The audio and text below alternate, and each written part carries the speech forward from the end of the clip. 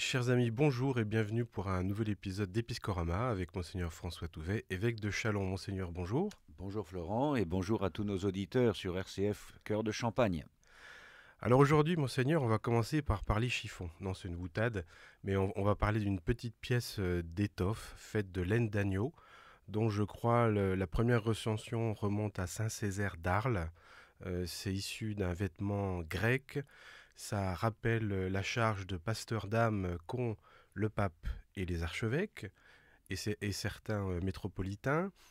Et depuis 2015, on ne le reçoit plus directement dans Saint-Pierre de Rome, mais on le reçoit en privé du pape et ensuite du nonce dans sa cathédrale. Il s'agit du pallium. Et nous allons vivre dimanche prochain une cérémonie très particulière, puisque l'archevêque métropolitain de Reims va le recevoir des mains du nonce dans sa cathédrale. Est-ce qu'on peut parler de cette cérémonie et de sa signification ? Oui, effectivement, la remise du pallium au nouvel archevêque métropolitain. Vous avez dit déjà beaucoup de choses sur l'histoire de ce vêtement liturgique qui est une tradition dans l'Église romaine.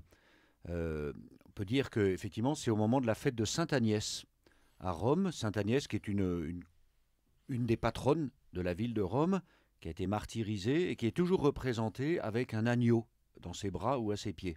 C'est d'ailleurs la même racine que son prénom, Agnès, agneau. Et la tradition veut que le 21 janvier, le jour de la Sainte Agnès, à Rome, on amène à l'église 2 agneaux qui sont bénis et qui seront ensuite tondus. Et avec cette laine, on va confectionner les palliums, une sorte d'écharpe, vous l'avez dit, des charpes blanches portées autour du cou de l'archevêque, avec 5 croix qui rappellent les 5 plaies du Christ. Et ces palliums sont déposés pendant plusieurs mois sur la tombe de l'apôtre Saint-Pierre à Rome, dans un petit coffret que l'on voit très bien d'ailleurs lorsqu'on va visiter la basilique et que l'on regarde dans la confession de Saint-Pierre sous l'autel papal. Et effectivement, celui qui est nommé archevêque métropolitain va à Rome recevoir des mains du pape ce pallium. Il le reçoit dans un petit coffret désormais, parce qu'il ne lui est plus imposé sur les épaules par le pape lui-même, l'évêque de Rome, mais il va l'être par le représentant du pape dans sa cathédrale, entouré des autres évêques de la province ecclésiastique. Donc c'est un très beau signe de communion que nous allons vivre ce dimanche. Alors ça ne sera pas à la cathédrale, mais à la basilique Saint-Rémy, à Reims, à 16 heures, où l'archevêque métropolitain sera entouré des évêques, on les appelle les évêques suffragants, dont je fais partie. C'est ceux qui travaillent avec lui, sous sa responsabilité, sous son impulsion au sein de la province ecclésiastique de Reims. Et là, exceptionnellement, ce ne sera pas le représentant du pape, représentant diplomatique du pape en France, mais le cardinal 23 lui-même, qui connaît bien Monseigneur de Moulin-Beaufort, qu'il avait comme évêque auxiliaire, et c'est lui, comme cardinal de Rome, qui vient imposer le pallium. Alors je crois qu'au moment de la remise en privé, donc par le pape du pallium, il y a un serment de fidélité devant le tombeau de Saint-Pierre. C'est ça, comme au moment de prendre toute charge, je l'ai fait moi-même devant un évêque, c'était mon archevêque de Dijon, le serment de fidélité avant d'être ordonné évêque. C'est une tradition là aussi qui permet solennellement d'exprimer sa foi catholique d'abord, parce qu'il y a la récitation du credo, et en même temps de la fidélité à l'évêque de Rome, à l'enseignement de l'Église, voilà, pour exercer une telle charge. C'est sous forme un peu c'est comme une prestation de serment, effectivement, de façon soit solennelle, soit privée, avant donc de recevoir ce pallium. C'est pour signifier vraiment cette collégialité des évêques. L'évêque de Rome n'est pas plus évêque que les autres évêques. L'archevêque métropolitain n'est pas plus évêque que les évêques de sa province, mais nous travaillons, nous formons un collège, comme le collège des apôtres autour de Jésus, le collège des évêques, dans lequel certains ont une charge particulière envers leurs confrères, et surtout une charge qui vise à l'unité de la parole et de l'action missionnaire, et puis la communion. Communion qui ne veut pas dire uniformisation, mais communion, pour que, en frères, en église sœurs, eh bien, nous bâtissions de jour en jour l'Église universelle, le corps du Christ. Je vais prendre une image peut-être un peu ridicule, mais peu importe. L'archevêque, c'est le cisonnier des évêques, c'est quoi? Son rôle auprès de vous, c'est quoi? Ah, le pigeonnier des évêques peut-être, oui. Alors l'archevêque, euh, dans l'étymologie du mot archevêque, on retrouve celui qui a le pouvoir, celui qui a l'autorité. Il ne s'agit pas d'une autorité directe. L'archevêque de Reims n'a pas juridiction sur le diocèse de Châlons, par exemple, mais il a la charge, il a la responsabilité de coordonner le travail entre les évêques d'une même province. Et nous le faisons de façon très intéressante, je l'ai évoqué lors de l'Assemblée diocésaine, nous le faisons de façon très intéressante et constructive, me semble-t-il, entre les évêques de la province de Reims tous ces derniers mois. Donc voilà, vous voyez, c'est une charge de coordination, en même temps de veiller à ce que ses frères évêques, c'est un peu comme un doyen par rapport au curé des paroisses du doyenné. Il a la charge de veiller à ce que tout se passe bien, de voir si le moral est bon. Et puis on peut se référer, nous-mêmes évêques, on peut se référer à notre archevêque métropolitain lorsqu'il y a une question bien particulière, on a besoin d'un discernement complémentaire. On peut lui demander aussi, et il l'assure très bien, comme le faisait aussi son prédécesseur, Monseigneur Jourdan. Et en plus, il a la particularité d'être président de la Conférence des évêques de France, donc ça Voilà, fait une double autorité ça à fait une laquelle se double référer. autorité, oui, oui, bien sûr. En même temps, le président de la conférence des évêques, c'est un petit peu pareil. Il n'est pas évêque de tous les diocèses de France. Il n'est pas le super évêque. Voilà. Nous l'avons élu pour nous conduire, pour nous guider dans nos réflexions et orienter ce travail toujours pour la mission, pour l'annonce de l'Évangile. Et puis en même temps, il a la charge de nous représenter dans bien des instances comme la conférence des évêques, des présidents des conférences des évêques d'Europe. Hein, je crois que ça a lieu justement ces jours-ci à Compostelle. Euh, c'est une charge que nous lui confions, que nous lui déléguons en quelque sorte. Alors, on va changer de sujet radicalement. On va passer du pallium. Enfin, on peut inviter les fidèles de Châlons Déjà, oui.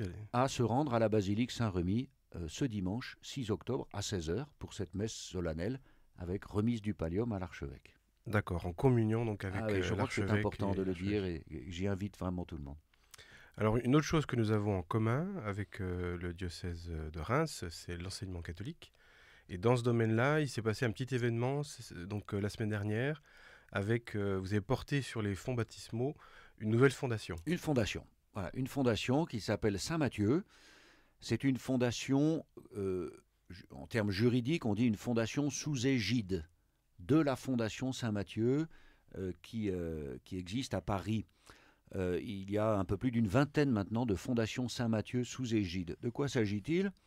Eh bien d'une fondation euh, pour recueillir des dons et des legs. Hein, c'était un organisme pour recueillir des dons et des legs de façon à venir en aide à nos écoles catholiques. Soit pour des projets immobiliers, et nous savons combien grande est la charge des immeubles scolaires pour notre association immobilière, l'AIM, Association immobilière de la Marne, et puis aussi éventuellement pour des projets éducatifs qui vont se dérouler. Il y a des bourses qui peuvent être données à tel ou tel établissement scolaire qui va développer un projet particulier et qui requiert des fonds assez importants. Donc c'est une fondation au service de nos écoles catholiques et nous avons voulu la créer ici pour Reims et Châlons, Reims, Ardennes et Châlons, de façon à ce que les bienfaiteurs qui seront sollicités s'identifient davantage avec les écoles qui vont bénéficier de leurs legs ou de leurs dons.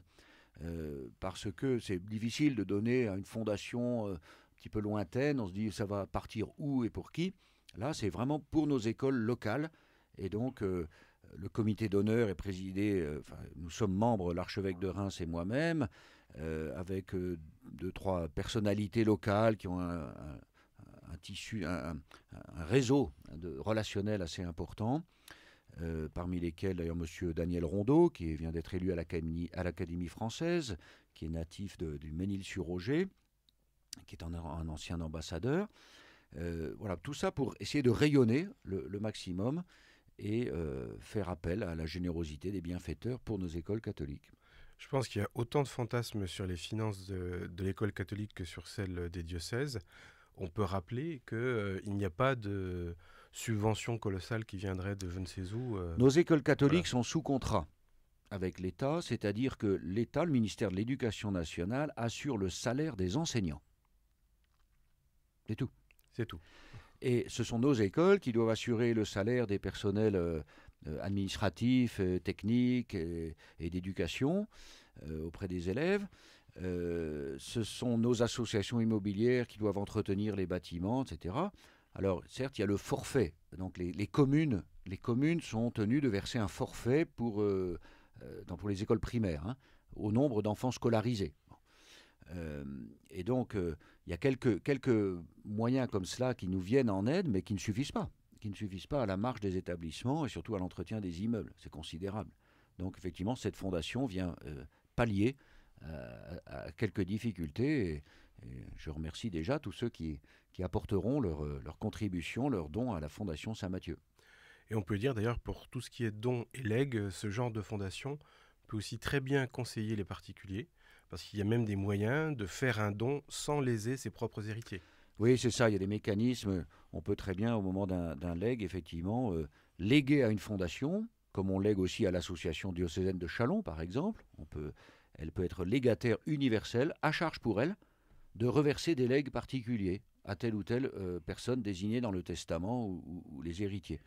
Donc ça permet effectivement de ne léser personne, mais de faire profiter soit l'église de Châlons, l'association diocésaine, soit la Fondation Saint-Mathieu pour nos écoles catholiques, bien sûr, de dons qui vont lui permettre de fonctionner, de faire avancer les projets. Et surtout qu'il y a des avantages fiscaux. Hein.